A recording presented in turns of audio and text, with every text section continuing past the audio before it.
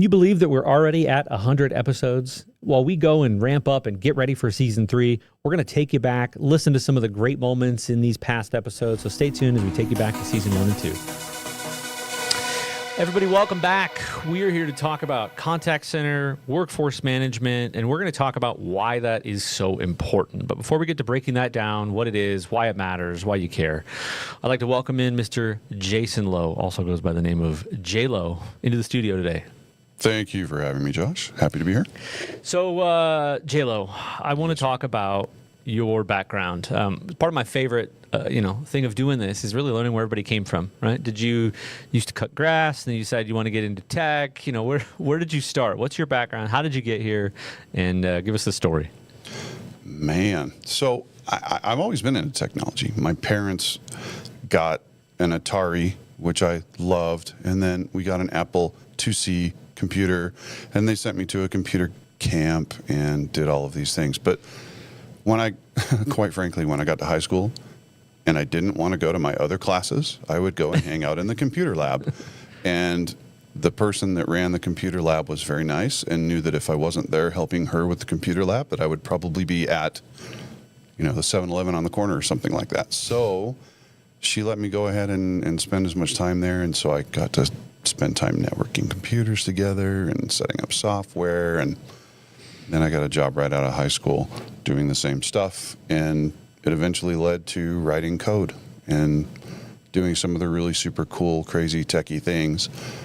But then I was tired of not having a degree, so I went back to school, got my bachelor's, and ironically, right after I got my bachelor's, I'm looking around for a job, any job whatsoever, and I ran into this fine gentleman by the name of Darren Solomon, who at the time was a recruiter for a little company called UCN. Ah, yes. Yes, and he is now at Verint, by the way. But he and I bonded, and he tried to shoehorn me into like 3 or 4 other different positions, and I finally got in as a technical trainer at UCN. And so that's how my technology, at least in the software as a service space, career kind of got started. But yeah, previously everything from writing code to networking and computer maintenance to software installation. I love it. Like I love it too because it all translates, right? I mean, I never thought when I was going to school that I would need to know what the OSI model was and understanding all these different layers. But you have these core things that you have that you're taught that it always kind of comes back to, regardless of if you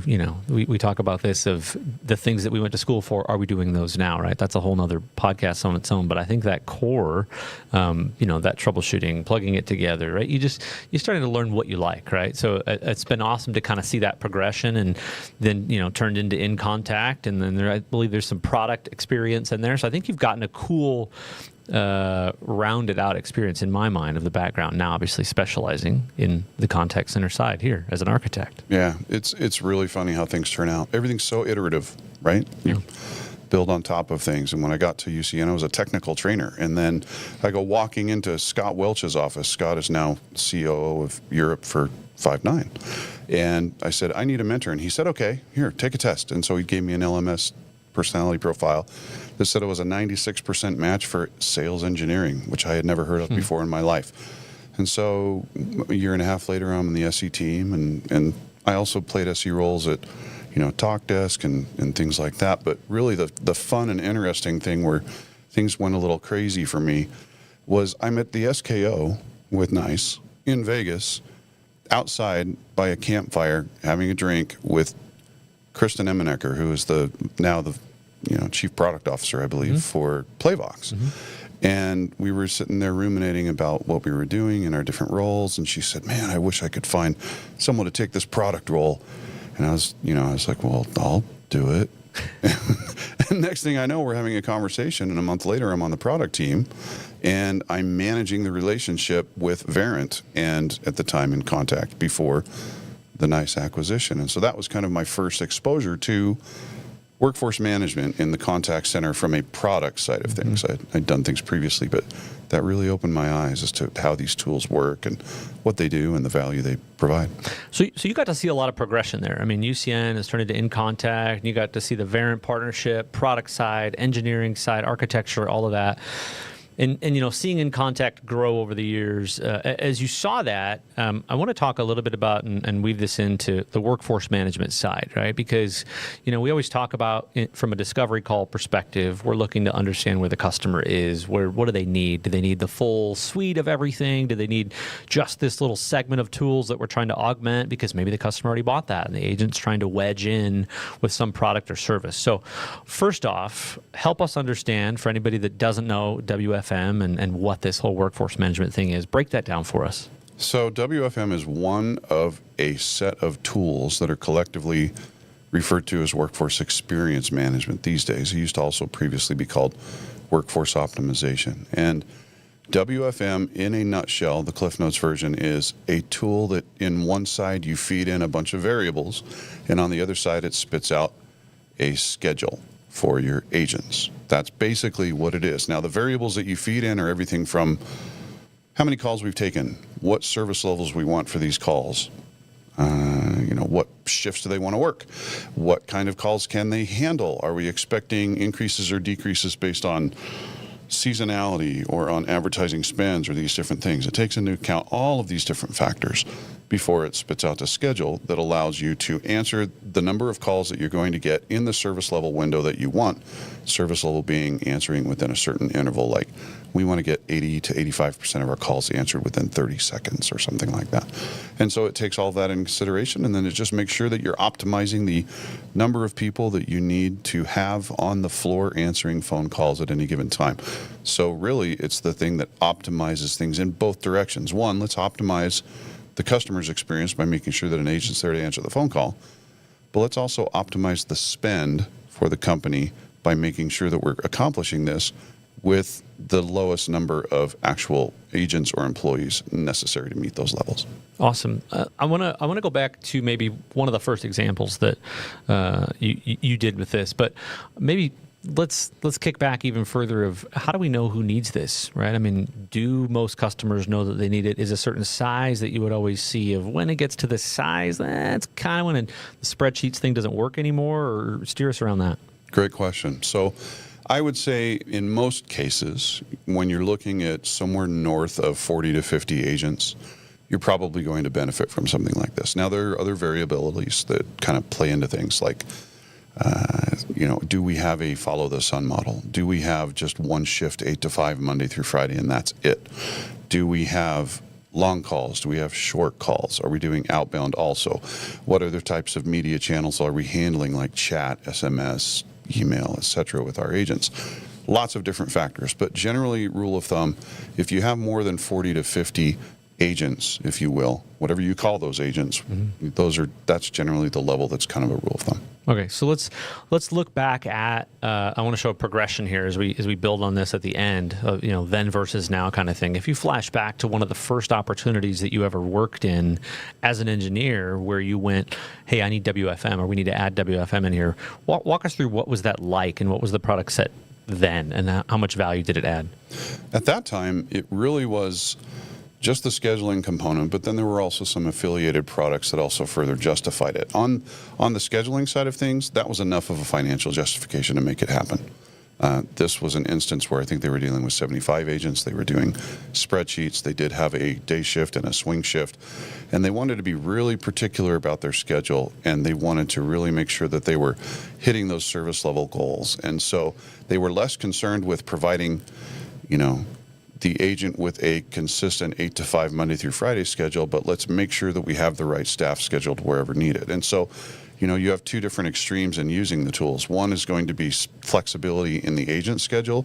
The other is going to be, let's be consistent for the agent and just provide them a day job type thing. So the more flexible you can be with a schedule for an agent and start and finish at a specific time, take breaks at specific time, then you're going to be able to customize things a little better to hit those service levels. And in this particular case, it really made sense because they were using Excel spreadsheets and they were just kind of going off of what they felt. But when we dove into things and really took a look at their call volume, imported it into a WFM tool, they could really see the flows, the ebbs and flows during the day, and see that sometimes people were taking breaks or were scheduled to take breaks or lunches during some of these peak periods. That's why their service levels were going down. And they probably knew it was happening, but they weren't recognizing it because they didn't really have it right in front of their face in the form of a good report.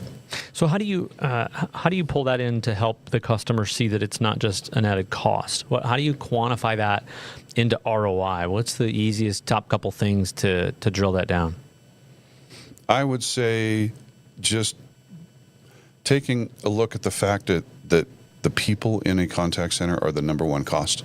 There's no matter what technology you're going to buy, you're still, the biggest expense is going to be who you're paying and how much. And anything you can do to optimize that level of personnel or staffing, or dare I say, minimize it to what is just necessary to hit the goals, you're going to save yourself money. How is that going to be? Well, you're always going to be overstaffing if you're not really analyzing and taking a look at what's going on with all of these different variables and making sure that you have people staffed at the right time, but also not there at the times when you don't need them. Yeah. And so it really boils down to, okay, how many agents do you have? What's your labor expenditure? Why don't we take some of your call volumes, run a couple of simulated schedules, and see what your labor costs would be if we were to do it through the WFM tool on this other side. Love it. Love it. Yeah. That's good. How do you think?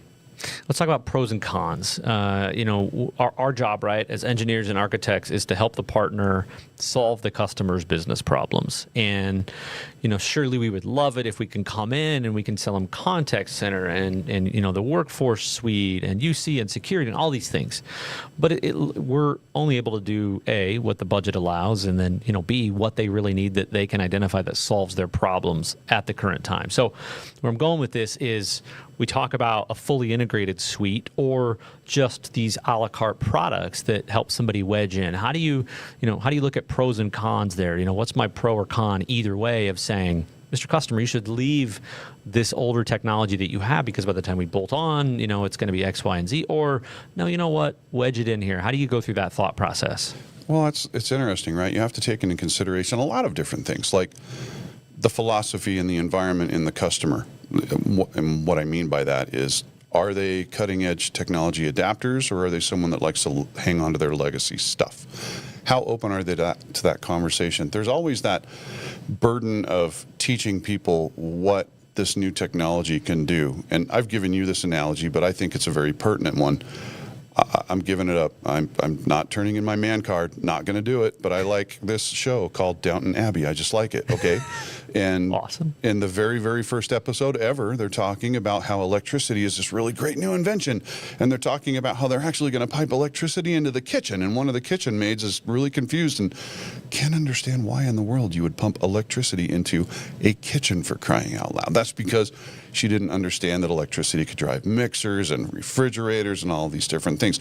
She had to be educated as to why this tool was going to make her life better and easier and more efficient. And sometimes in the sales process with a lot of these products, you go through that. So ROI is really important. On WFM, it's a little bit more tangible. On QM and some of these other ancillary products, it can be a little bit harder to prove, but it is provable. You just have to do the analysis. You just have to get into the numbers and figure it out. Now, as it pertains to, do we do it as an add-on? Do we do it as a suite of products? Again, that's kind of the philosophy of the customer. Do they want to write one check? Do they want to have one hand to shake, one throat to choke, whatever your favorite analogy is? Or are they okay with trying to go with different pieces and bringing together a suite of best-of-breed products? And there's really no right or wrong answer for everybody, because everybody has a different use case that is going to be met by different product mixes. Oftentimes, people just kind of go with their gut, or they go with what their company philosophy is. Fair. Good point. Do you find, though, that with a product like this, are you getting them to consider things that they haven't thought of yet? What percentage of customers do you think are considering these things, right? Or are thinking about the agent and how long they're on and how much their costs are and all those things? Or are you finding that you're having to bring up in these discovery discussions, hey, have you thought about this? Have you thought about the software to be able to do these things?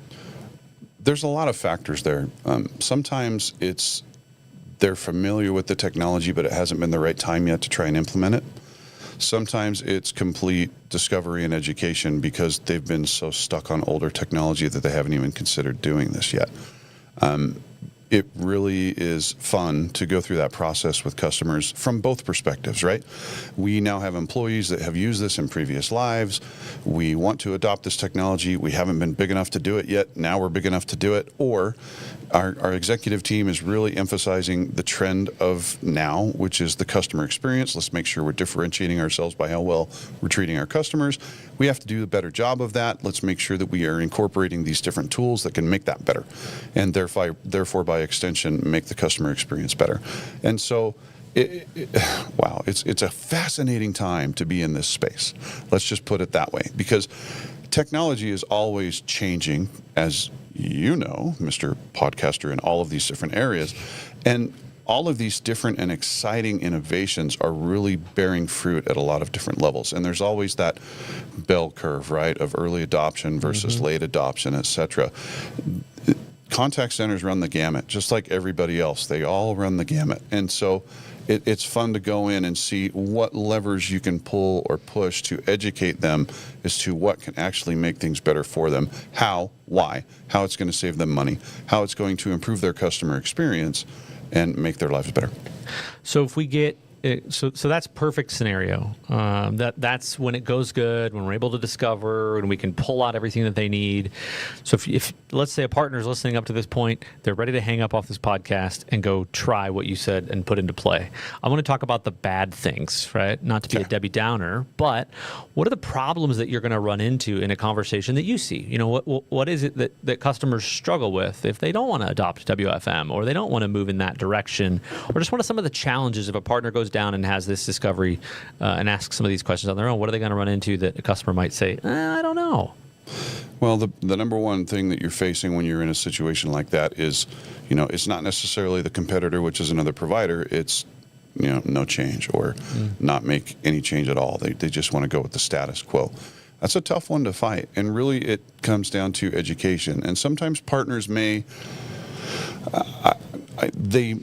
how can I put this the right way? They want to make sure that they're coming across the right way when they're talking to their customers about new technologies. They may not feel armed or educated. And that's where myself and my solution architect teammates really come into play here.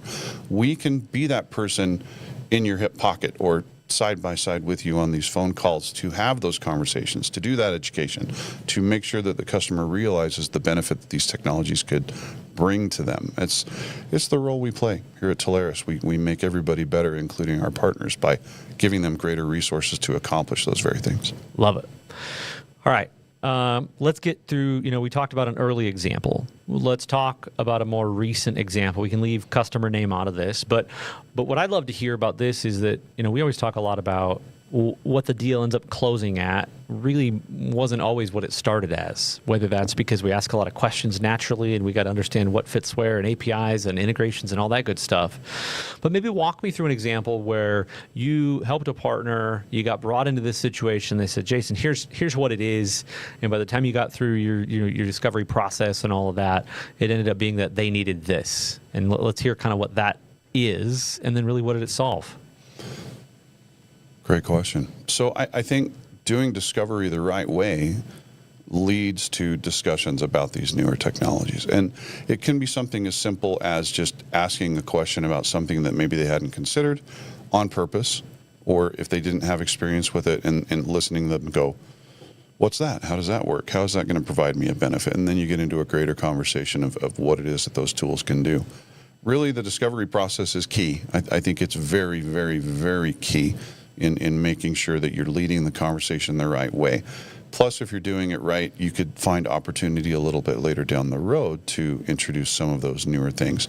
A recent use case would be actually One that I'm thinking right now was they just were interested in updating their phone systems. They didn't have much of an IVR, but they had heard, and this was the term they used with me, they had heard of some of these newer technologies that maybe they wanted to figure out to use down the road.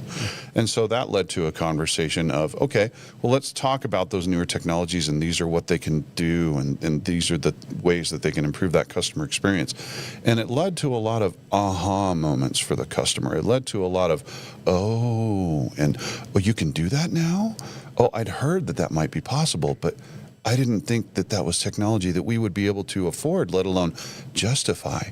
And then when you get into the details of that and they realize that there are cost-effective ways to incorporate a lot of these newer technologies into their practice, it really made an impact. And what started out as just let's replace just our phone system and we're going to do all of these things as futures. And later on it progressed into, okay, guess what? We're going to add this piece and this piece and this piece, with these two pieces being phase 2, this piece being phase 3. Ended up probably being about twice as big of a deal as it was originally. Love it. Message here, bring in the team. We can help. We do those things for you. All right, so as we wrap this up, just one or two final things here. Obviously we're talking about resources. One of those phenomenal resources that partners have that they can lean on and bring in our team to help with. Is there anything that you would give a partner advice on if they're not comfortable cracking into this technology, right? Aside from bringing us in, anything else that you would recommend for them to do, education, things like that for them to learn who are not comfortable in selling this? Just ask the questions, and ask the questions around how people are communicating. I think that's probably the biggest thing. How are your customers talking to you? How are you talking to your customers? Who are your customers? What is their experience like? Is there anything you want to do to improve that? What systems are you using now to facilitate those things that you're doing? Then you could ask, questions that are a little bit standard, like, what is your SLA? What is your service level? What is your CSAT score? What is all of these different things that maybe you drop some acronyms or you mentioned some things that they hadn't quite considered. Your job really is not to dive into and ask all of the, at least maybe your job could be this if you wanted it to be, but you don't necessarily need to dive in and ask all of the super technical questions. You just need to progress it to, let's have another conversation. Let's get to a point where we're talking to somebody that we can discuss these things in greater detail. And oh, by the way, I'm going to call Jason and have Jason on the phone with me to go ahead and have that conversation. So it's just ask questions. Try and learn a little bit more about what they like, what they don't like, what's keeping them up at night, what types of technologies have they heard about and they want to consider, and go from there. Love it. Okay. Final thoughts here. So in honor of Miss Cleo, if anybody knows what that is, those late night infomercials where she promises to tell your future. We've seen a lot of evolution, to your point, right? We talk about that all the time on this podcast of technology. The rate of change is faster than anything that we've ever seen. If you look out, I don't know, it's hard to look out even past 12 months right now, but if you look out 12 plus months, anything that you see changing dramatically in this space that you want partners to kind of be aware of and pay attention to? Customer experience is going to be influenced by a lot more technology than just an ability to answer the phone. There are intelligent agents. There's AI everywhere doing all sorts of things in all the different places at once. Sam Nelson, one of the great people we work with here at Telarus, just today kicked off one of her minutes, I can't remember the exact name. Sam Snippets, where she was talking about AI and the role that it plays in the contact center and in customer service and customer experience. That is very, very true. And it seems like every time we turn a corner and we're talking to a provider, they're taking AI and applying it to a different place in the contact center and in the customer experience that we hadn't thought of or considered before. And so that's all leading to the point where you just need to be comfortable with the fact that technology is going to continue to evolve. Technology is going to continue to make things better. But the bottom line is that there will always be someone that wants to talk to a live person and that doesn't necessarily want to talk to a machine or doesn't want to try and serve themselves in certain ways. And so there will always be people that you can talk to that are contact center or customer experience centric. Another thing, if I may take a few more moments here, is the merger of marketing and customer service, sales and customer service, marketing, sales, customer service are all kind of becoming the same thing. And so the systems that are serving one of those can oftentimes be the systems that serve others. And we have in our stable of providers here at Telarus some fantastic tools that can do great work in all of those different areas and integrate with the other tools in the areas as well. Love it. Okay. Mr. Jason Lowe, thanks for coming into the studio with me today, man. Thank you for having me. Okay. That wraps us up. All right, everybody. We're out of here for today. I'm your host, Josh Lopresto, SVP of Sales Engineering. This is Workforce Management with Mr. Jason Lowe, Solution Architect at Telarus. Next Level BizTech has been a production of Telarus Studio 19. Please visit Telarus.com for more information.